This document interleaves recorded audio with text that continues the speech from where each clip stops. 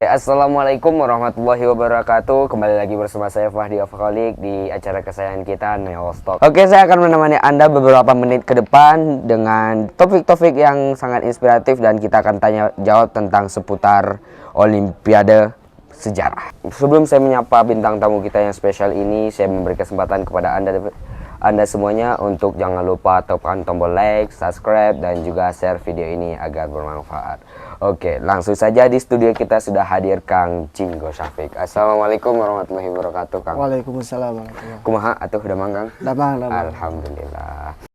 Oke, jadi Kang Jinggo Syafiq ini adalah salah satu santri SMK Darut Tauhid yang mengharumkan nama SMK Darut Tauhid di lomba Olimpiade Sejarah tingkat nasional. Alhamdulillah telah diberikan kemenangan dan meraih satu medali, yaitu adalah medali emas. Tepuk tangan dulu ya, Bang. Maka dari itu kita akan bincang-bincang hangat bersama Kang Jinggo Syafiq. Oke, Kang. Siap, Kang? Siap. Oke, siap.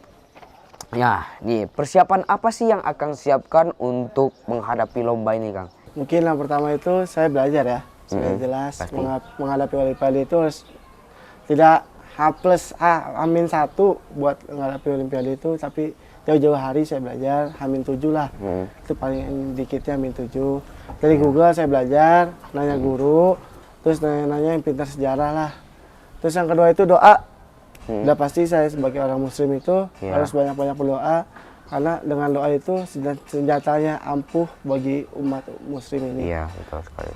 Terus yang ketiga ini ridho orang tua saya ini. Sebelum jauh-jauh hari itu harus minta ridho kepada orang tua.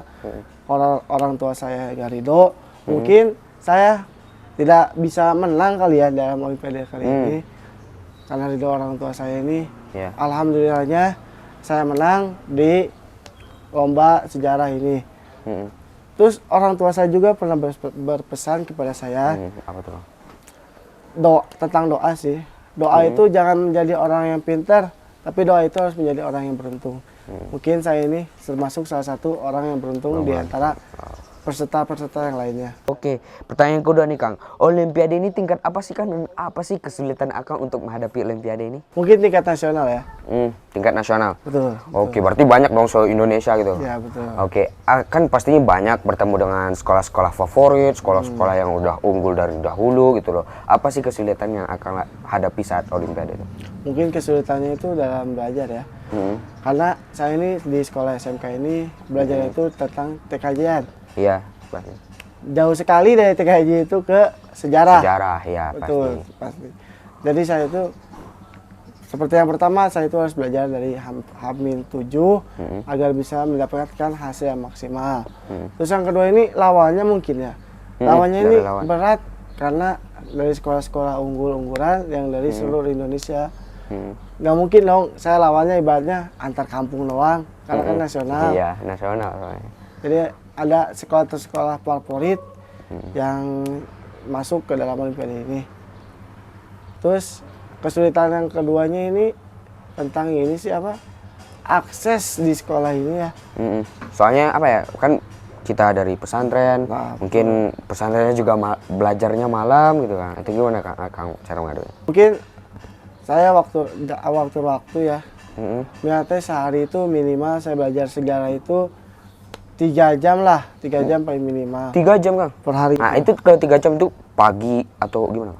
Pagi saya pusatkan ke sore.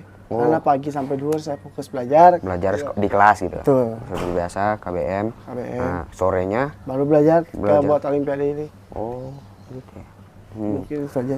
Yang ketiga nih, Kang. Kok bisa Akang mengikuti Olimpiade ini dengan basic keteknologian Akang? Kan identiknya Olimpiade sejarah ini dengan muatan umum SMA gitu, kayak IPA, IPS sejarah gitu loh kan, nyangkut semua itu sama IPS gitu loh. Nah, itu gimana tuh, Kang, cara mengatasi Akang dengan basic keteknologian? Mungkin untuk nambah pengalaman aja kali ya. Pengen tahu gimana soal-soal yang tentang selain dari TKJ. Terus sama nyari sertifikat buat saya ke universitas, kan saya itu kelas 12 ya. Cita-cita Kang mau ke universitas mana nih? Akang tuju yang udah Akang bidik misalnya, universitas mana? Insya Allah kalau saya diberi kemasukan ke universitas tersebut, saya ingin ngambil ke universitas.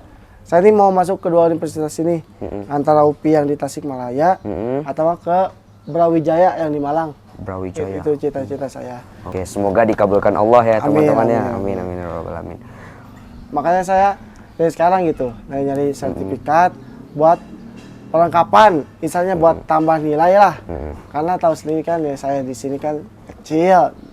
Dengan sertifikat ini mungkin bisa nambah nilai dan memasukkan saya ke dalam 2 universitas yang tadi saya mau itu.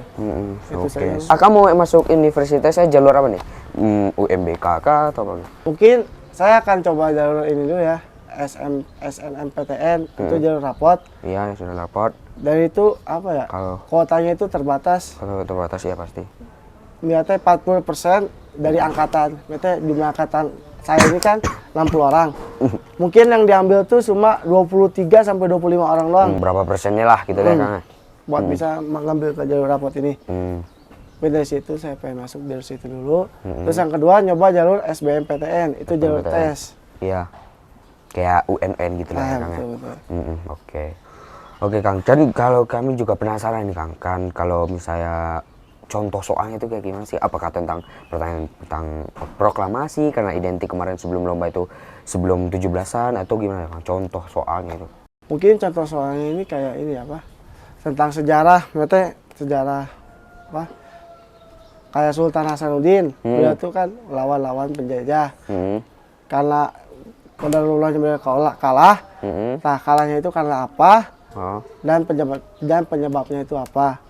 Terus sejarah ini mungkin yang soal kemarin itu tidak hanya sejarah Indonesia, tapi sejarah dunia juga ada. Oh ada? Ada. Oh berarti sejarahnya itu nggak fokus ke Indonesia, kayak proklamasi, Piagam Jakarta, yang lainnya. Berarti juga membahas sejarah yang ada di luar gitu. Itu kayak gimana tuh Kang? Contohnya? Mungkin kayak presiden apa ya? Saya lupa itu, soalnya nggak terlalu ingat, soalnya udah lama juga. Udah lama juga. Jadi ini Kang, pertanyaan terakhir nih Kang, semakin panas menurut saya nih. Jadi tadi apa harapan Akang untuk generasi yang ada di sana sekarang? Mungkin untuk generasi Indonesia akan datang, tetap semangat aja, jangan kendor, ayo tingkatkan terus belajarnya, bikin harum nama bangsa Indonesia lah. Jangan sampai pahlawan yang sudah berjuang mati-matian, jangan sampai dia itu menyesal di alam sana. Kita itu harus membuat bangga dia, setidaknya adalah prestasi kita buat bangga nama Indonesia terutama ya. Nama sendiri bangga, orang tua bangga, negara bangga. Mungkin itu menjadi harapan saya buat bangsa Indonesia buat nanti. Jadi itulah harapan dari Kang Jinggo. Semoga bangsa Indonesia ini bisa bersaing lebih giat lagi di kancah dunia. Oke, terima kasih Kang Jinggo atas sharing-sharing kisah inspiratifnya. Semoga bisa motivator teman-teman yang ada di rumah sana. Dan tak terasa sudah 5 menit saya menemani Anda di waktu ruang dengar Anda. Saya pamit undur diri. Dan salam untuk Indonesia yang sedang ulang tahun ke-77. Semoga bangsa kita menjadi bangsa yang mencetak generasi soleh-solehah dan bisa bersaing di kancah dunia. Saya Fadi Afro Khalik. Assalamualaikum warahmatullahi wabarakatuh. Salam merdeka.